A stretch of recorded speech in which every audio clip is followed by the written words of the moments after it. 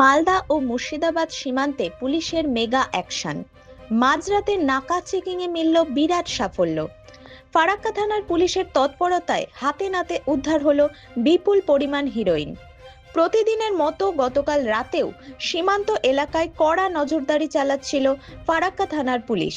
ঠিক সেই সময় মালদার দিক থেকে একটি সাইকেল নিয়ে ফারাক্কার দিকে আসছিলেন এক ব্যক্তি। গভীর রাতে ওই সাইকেল আরোহীর গতিবিধি দেখে সন্দেহ হয় কর্তব্যরত পুলিশ কর্মীদের। তৎক্ষণাৎ তার পথ আটকে তল্লাশি চালাতেই চোখ কপালে ওঠে তদন্তকারীদের। ব্যাগের ভিতর থেকে উদ্ধার হয় প্রায় 515 গ্রাম খাঁটি হিরোইন। ঘটনাস্থল থেকেই মাদক সহ গ্রেপ্তার করা হয় আব্দুল মাজিদ নামের ওই পাচারকারীকে, যার বাড়ি মালদার কালিয়াচকে। এই বিপুল পরিমাণ মাদক কোথায় এবং কার কাছে পাচারের উদ্দেশ্যে নিয়ে যাওয়া হচ্ছিল? আন্তর্জাতিক মাদক চক্রের শিকড় খুঁজতে তদন্তে নেমেছে ফারাক্কা থানার পুলিশ।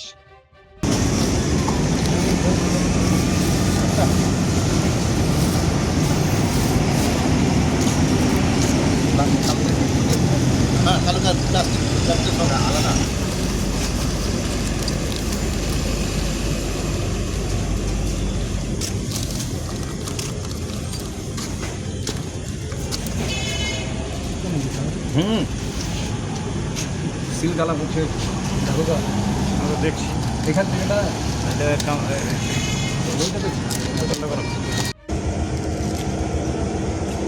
একটু ঢাকা পড়লে গন্ধটা কম। হ্যাঁ